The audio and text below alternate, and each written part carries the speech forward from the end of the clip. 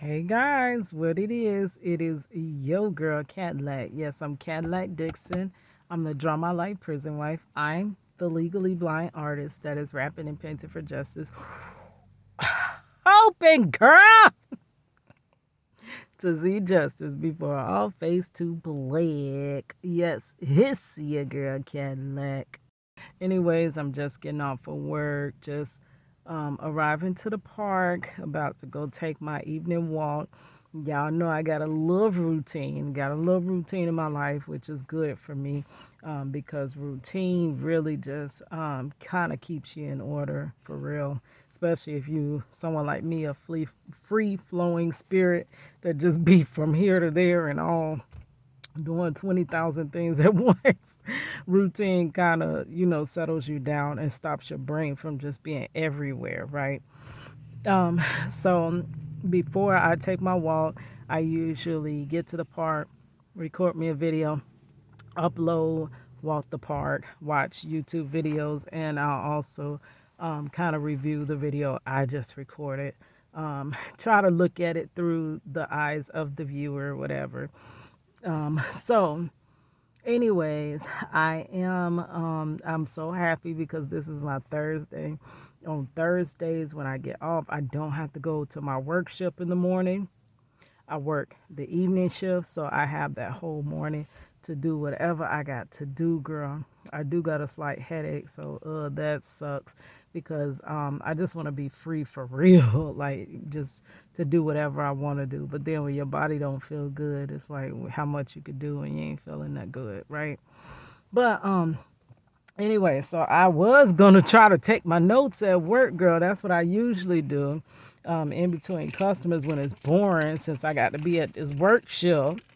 Like, girl, I work to live and I live to work. I hustle hard until it hurts. I work my fingers down to the bone. Then once I pay my bills, it ain't nothing to come home with. Once I pay my bills, it ain't nothing to come home with. Once I pay my bills, it ain't nothing to come home with. Yeah, it's your girl Cadillac. Yeah, but I was trying to wait for my cousin to call back because y'all know that live, if I put it in the description box, girl, whenever I optimize my description box. Because sometimes y'all come and I ain't got my stuff there yet, but that's because your girl be on a work shift. This is what I be telling you. How I'm going to be an entrepreneur and an employee. Girl, tell me how that work. I know I'm a Gemini. I know it's two of me, but that just, I'm going to send half of me to work and half going to be working on this channel, girl. Like, for real.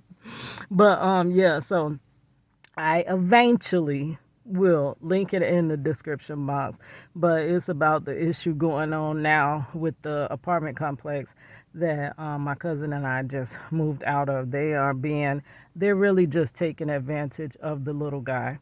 This channel is all about justice, really freedom and justice, really, and in every manner.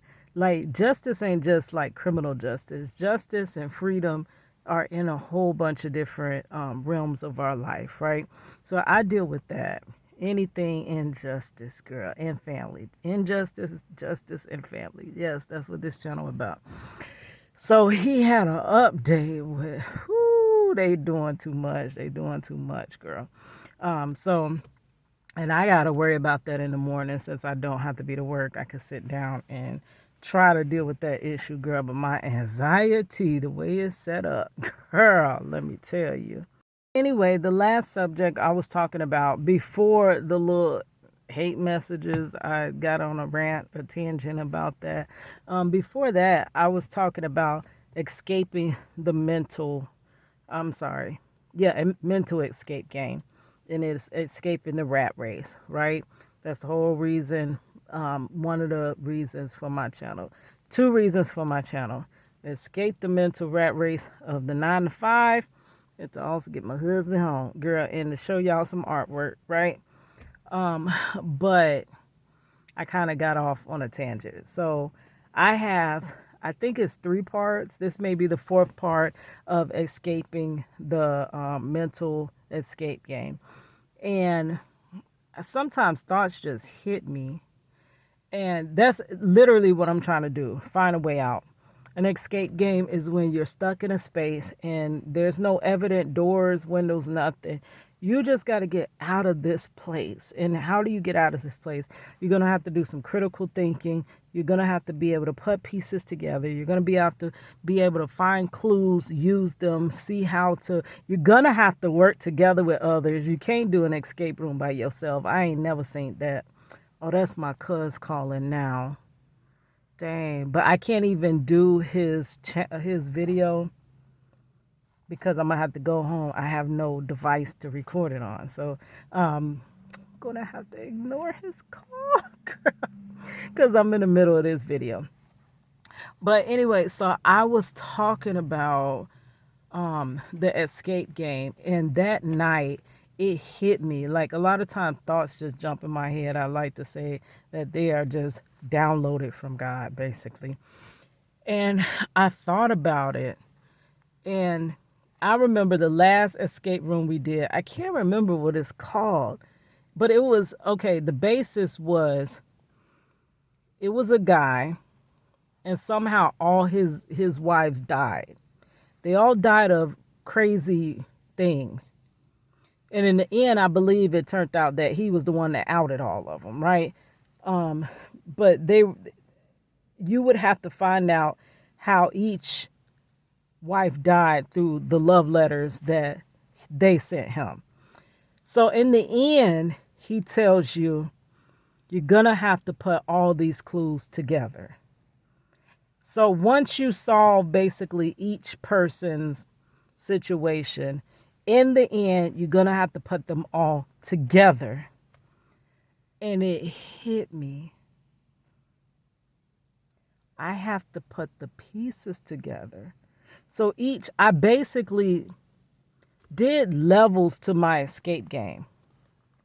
But the problem of why I have not escaped the rat race yet is because I haven't put the pieces. So usually in the escape game, you finish one part, you figure it out, and they may give you, what was that piece that they gave us?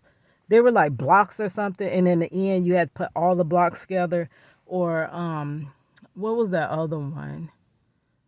No, I can't remember specifically in the other ones, but sometimes you have to take pieces. You solve puzzles, get one piece, and then you solve another one and get another piece, and then in the end they all go together. That's why I have not escaped the rat race. I have not put the pieces together yet. And I wanted to sit down and write you like the whole list, not just necessarily for you, for myself. Because a lot of times I can't see change in my life because I'm directly in it.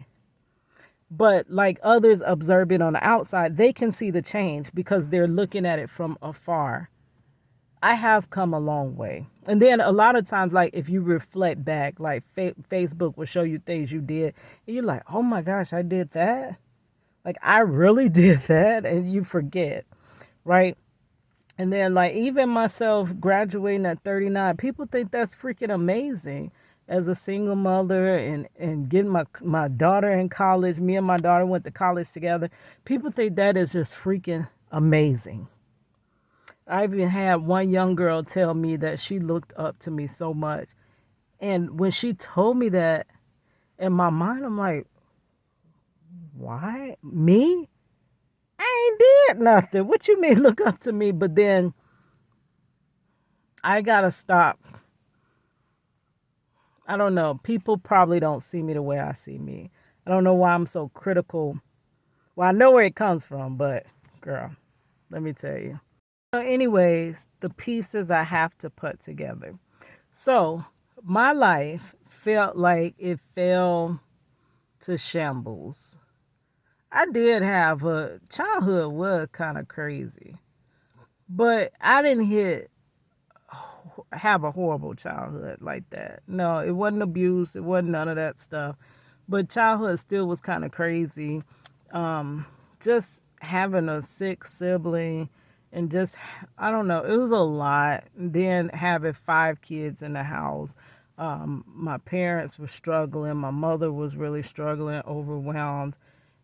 So, and then for me to feel left out, looked over, I was the oldest, and so those things. So they're like emotional traumas and stuff you go through, but nothing physical, nothing like that. We always had a roof over our head. We always had everything. So sometimes it feels like in life, a lot of times those that struggled as children grow up and not struggle as adults. But those that didn't struggle so much as children grow up to be like, God, dog is struggling when they're adults. And that's me. Like, what the jail going on with my life? Like, I can't figure this out. Like, how is my life going backwards? The harder I work, the worse off I get, but, so at age, I'm gonna say 20. Y'all know when my husband was wrongfully convicted, taken away from the house. Cause before that, it was a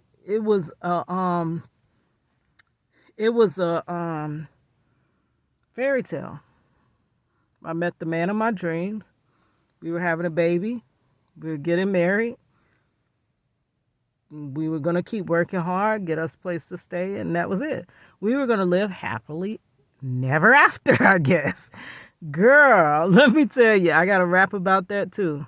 I thought that we could weather whatever. The storms could only bring us together. Reality is setting in. The skies are kinda dim, and now I'm thinking, how we gonna last forever? I thought that love was all that we needed. Situations come up, we defeat them. Road is rocky as hell, you still locked in jail. Now all the dreams that we had, I'm wondering if we'd achieve them. The path of life, it never goes the straight and narrow. But I know that God's eye is on me if his eye is on the sparrow. I gotta keep on holding on. What don't kill me make me strong. And I pray one day that our problems be zero. Yeah, it's your girl Cadillac. It was a fairy tale and it turned into a freaking darn nightmare at age 20. I became a single mother overnight by force, not choice. I'm gonna spare y'all that rap, but y'all know that one. Single mothers out there by force, not choice. Know that you can make it, but the choice is yours if you never give. Never throw in the towel. Just keep your head up, you make it out somehow. I'm so sorry. I told y'all I'd spare you, but I gotta take every chance I can to rap, girl. I gotta hear. Y'all don't want to hear it no way. I be trying to show y'all my rap, but y'all don't want to hear it, so I'ma have to force them in there. I got to squeeze them in there some types of way, girl. I became a single mother overnight, and I began to struggle. It's hard when you have like one income. You can't hardly make it, right? So that's when the struggle for me began. I went to hair school, thought that was going to be the end of my financial instability, but I ended up with carpal tunnel, could not practice. I started out, went to 2 salons, but could not practice because of the carpal tunnel. Okay, I went back to an overnight job. That's the first puzzle. That's the first puzzle piece, right? Okay, went back to my overnight job. Now I struggled. I kept trying to do everything. I did so much different jobs. I would take leave of absence and just pray that I never have to return, pray that I could do this or do that. But because of the limiting of my hands, I were not able to do certain types of jobs. I always had to do like manual type jobs. Okay, so I went out to pursue a rap career. As I was working at the Super Center. I mean, doing everything, my music, college radio, people knowing who I am, Tom joining them, asking for me every time they come to town, meeting some of everybody you could think of. One of my favorites is TLC. Getting my artwork, my story of Marcello straight to them. I could link that in the description box below about Project Reach the World. All the people I've met, Candy Burris, all the people got my art, my story, my thing I call Project Reach the World, right? And it just never happened. Even Al Sharpton. Al Sharpton has the story of Marcello Jackson. Don't know what he did with it, but he got it in his hand. So it's like all of these moves I'm making, all of these people I'm meeting, and I still can't understand why the story is not breaking. Like nobody does all this to break a story. Nobody does as much as I've done to break a story. Even those that broke stories, they don't do this much. They may have emailed somebody, they may have started a movement, but it wasn't just them, just study doing. They told somebody their story, and then somebody else shared their story, and then somebody else, like 2 or 3 people sharing the story, and then 30 people sharing the story, and then 100 people sharing the story, and then 1,000 people sharing the story, and then 10,000 people sharing the story, and then it's a movement. It is never just that one person telling the story over and over and over, and then nothing happening. So that was 2. That's puzzle piece number 2. Okay. Said, I guess this ain't gonna happen.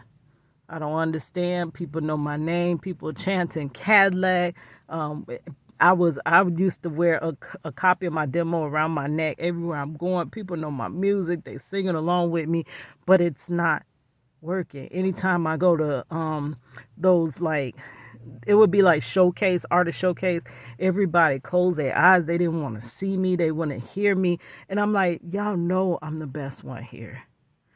Hands down, y'all know that.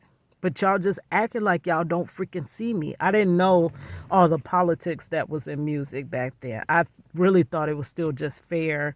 It was about talent. It ain't.